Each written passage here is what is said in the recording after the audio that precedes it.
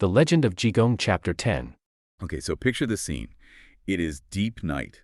The air is heavy, absolutely thick with the smell of burning incense. You are standing in a courtyard and there is a monk, the legendary, erratic Jigong chanting at the top of his lungs. He is calling out to Weituo, the great guardian deity of monasteries. He yells, "Weituo, if you don't arrive now, when will you?" It feels like the beginning of a massive mystical ritual. You are waiting for the sky to crack open, maybe a bolt of lightning or a golden figure descending on a cloud. It absolutely sets you up for high fantasy. It's the classic summoning the gods trope. You're ready for the special effects budget to kick in. Exactly. But then, from the roof, a voice just shouts back, "My spirit is here." And it's not a god, it's just a guy. A human. A human in a black jumpsuit. And just like that, the tension snaps, and you realize the book is practically laughing at you for taking it so seriously. That moment is the perfect entry point for what we are covering today. Chapter 10 of the classic novel The Adventures of Jigong, or Jigong Kwanswan. And honestly, that bait-and-switch setting up a mystical ritual and delivering a guy on a roof, it captures the entire spirit of this book. It really does. It is this constant, dizzying toggle between high-stakes heroism and absolute domestic farce. It feels incredibly modern, doesn't it? Like the author is winking at us. Oh, absolutely. The text actually breaks the fourth wall right after that scene.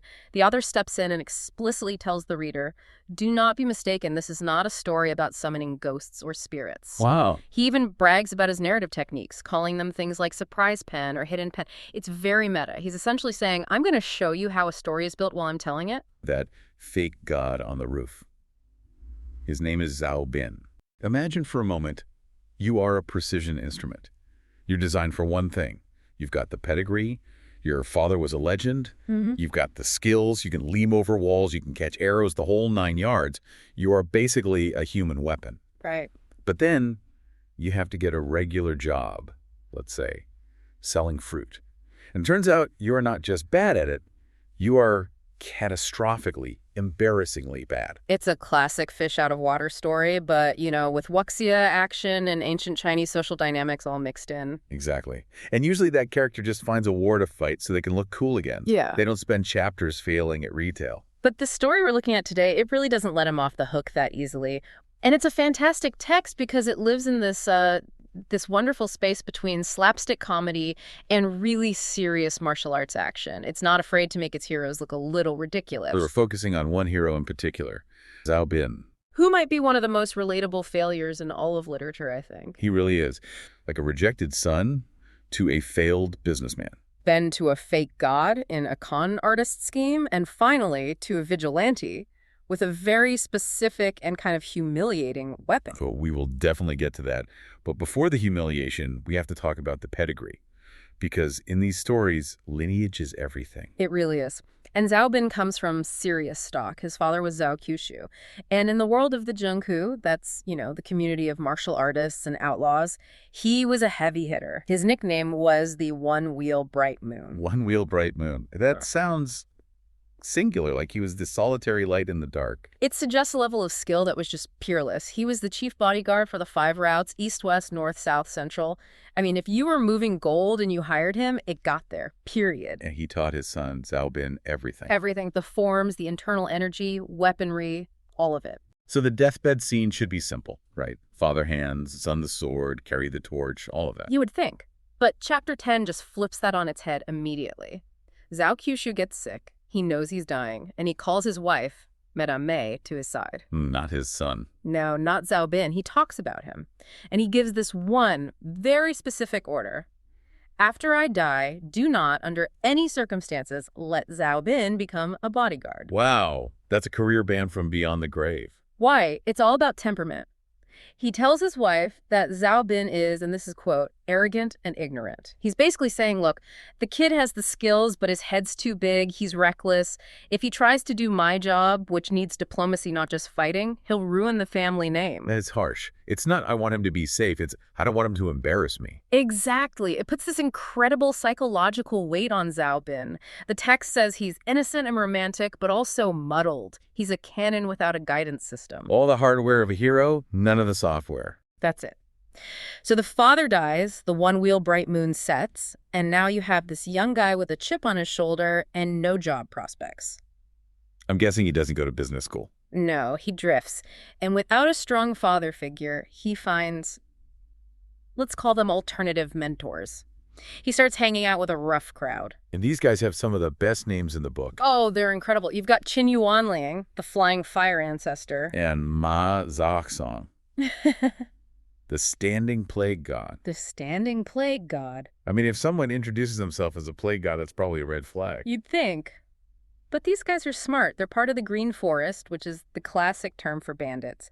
But they don't sell it to Zhao Bin as crime. They sell it as justice. Exactly. They tell him, we steal from the rich to help the poor, we kill corrupt officials. And for a guy like Zhao Bin, who's arrogant and romantic, It's total catnip. It's a shortcut to being a hero. he buys it completely. They recruit him. They even give him a little signing bonus, a bundle with a set of night walking clothes. Your standard issue stealth gear. Right. The black suit, soft boots, the whole ninja getup.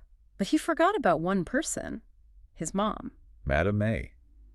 How does she feel about this standing plague god? She finds the bundle, she sees the ninja suit, and she just loses it. I mean, she was married to the one-wheel bright moon. She knows exactly what those clothes mean. She basically says, your father protected people and you want to be a thief. So what does she do? She goes nuclear. The text compares her to the mother of Mencius. Who is, for anyone who doesn't know, basically the gold standard of ancient Chinese parenting, right? The absolute gold standard. The story goes she moved 3 times just to find the right environment for her son. It's a huge cultural archetype. So Madame May pulls a Meng Mu. A total Meng Mu. She realizes that as long as they stay in town, her son is going to be corrupted. So she sells the house, she sells their land, she packs up all their money and forces Zhao Bin to move with her to the capital Linen. She just uproots their entire life to break up his friend group. That's commitment. She hits the hard reset button. They rent a house on Blue Bamboo Lane. So now Zhao Bin is totally isolated. No dad, no bandit friends, just him and his mom in a huge city. And this is where reality bites. You need an income. Right.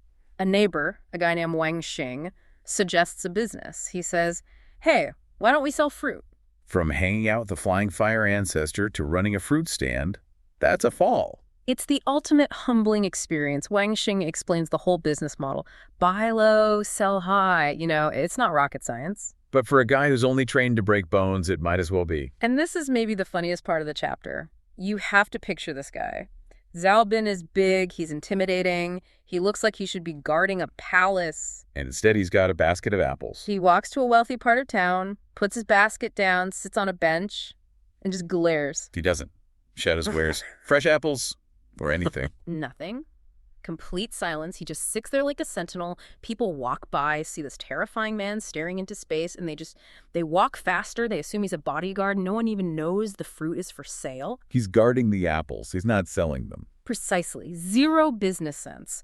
Until he catches the eye of this one guy, a wealthy military scholar named Zheng Zheng, who has his own cool nickname. Oh, of course he does. The Iron Face Heavenly King. Okay, so the customers and the villains all shop at the same nickname store.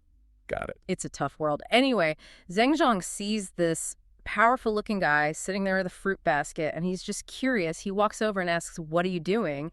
And Zhao Bin just grunts, selling fruit. And the high-stakes negotiation begins. It's not even a negotiation. Zheng Zhang asks a price. Zhao Bin says, I bought it for 2 strings of cash. I won't sell it for less than 4. Total transparency. Here's my cost, here's my margin. It's so blunt that Zheng Zhang is actually charmed by it. He buys all the fruit, mostly because he feels sorry for the guy.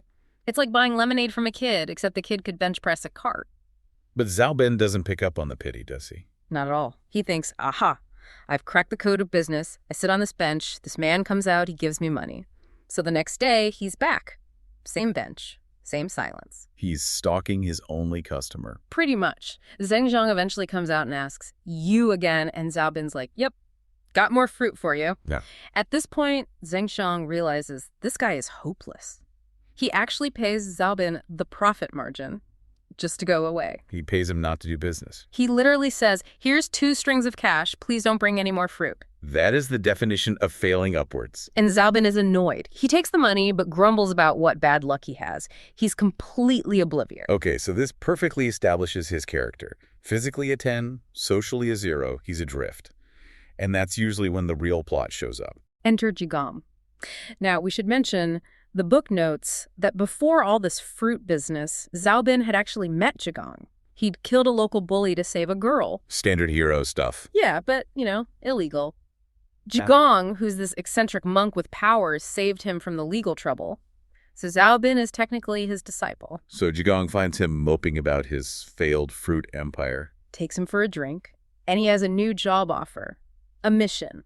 A powerful magical item, the 5 Thunder 8 Trigram Heavenly Master Charm, has been stolen. That's a mouthful. It's a big deal, and it's hidden inside the estate of Prime Minister Qin. Okay, so breaking into the Prime Minister's house, that's a step up from selling apples. It is, but Jigong's plan isn't a direct assault, it's a con. He tells Zhao Bin, tonight I need you to cosplay. He needs him to what? To dress up as the Buddhist guardian deity Wei-Tuo, Skanda. Hold on. The magical monk needs someone to just pretend to be a god. It's pure theater. It's how Jigong works. He uses trickery for righteous ends. He tells Zhao Bin, get on the roof in costume. When I shout, Wei-Tuo has arrived, you jump down. It sounds like a Scooby-Doo plan. It really is. So Zhao Bin goes home, and here's the detail that I think... The weapon. The weapon. Yeah. He puts on his black stealth suit. He's about to break into the most heavily guarded compound in the country. He needs a weapon, but he's a broke ex-fruit seller living with his mom. He doesn't have an ancestral sword hanging on the wall. No. He goes into the kitchen, and he grabs the vegetable knife. A kitchen cleaver. A salad chopper. That's what he's taking into this fight. It just grounds the whole story. He's not a shining knight. He's a desperate guy with a kitchen utensil. Does the god impersonation work? Flawlessly. Jigong shouts. Zhao Bin leaps down. The crowd goes wild. They think he's the real deal. Then Jigong, in front of everyone, gives the god his orders. Go to the Prime Minister's garden and get the charm. That's smart. He creates public witnesses. Exactly. So Zhao Bin leaps away. Over the rooftops, he gets to the Prime Minister's estate, which is massive. Pavilions, gardens. He's creeping through the shadows with his vegetable knife. And he probably gets lost. Of course he does. He's wandering around until he spots a secluded courtyard with a light on, and being nosy, he decides to peek inside. The classic Wuxia move. Lick the paper window to make a peephole. You got it. He looks in, and what he sees changes the entire tone of the story. The comedy just stops cold. What's happening in the room? There are 2 men, an old man in a silk robe and a younger guy who is described as a hero with a capital H. He looks the part hero's hat, sword on the wall. He looks like everything Zhao Bin wants to be. And what are they doing? It's a business deal. The old man pushes 2 stacks of silver across the table and says, I've supported you for a long time. Now I need you to kill someone for me. I'll give you another 100 taels, and I'll make sure the law looks the other way. It's a hit. The hero is an assassin for hire. And he doesn't even blink. He takes the silver, grabs the sword off the wall, and says, don't worry, a head will be here shortly. That contrast is incredible. Mm-hmm. Outside, you have the fake god with a kitchen knife on a noble mission for free. And inside you have the real warrior with a proper sword selling murder for cash. It completely deconstructs that heroic image. So the assassin leaves. What does Zhao Bin do? He follows him. He needs to see who the target is. He tails the guy to another courtyard where a young scholar is up late reading by candlelight. The victim. The assassin kicks the door in, slams the sword on the table, and starts toying with the scholar. He says, tell me who you are before I kill you. And Zhao Bin is watching all of this unfold. The text says his lungs were about to explode with rage. He's not thinking about the stolen charm anymore. He's not thinking about Jigong. The moral compass just snaps into place. He grips that vegetable knife and gets ready to burst through the window. And then what happens? And then the chapter ends. No. You're kidding me. A cliffhanger. It's the classic oral storytelling style. If you want to know what happens next, tune in tomorrow. That is just cruel. Yeah. But what an image to end on.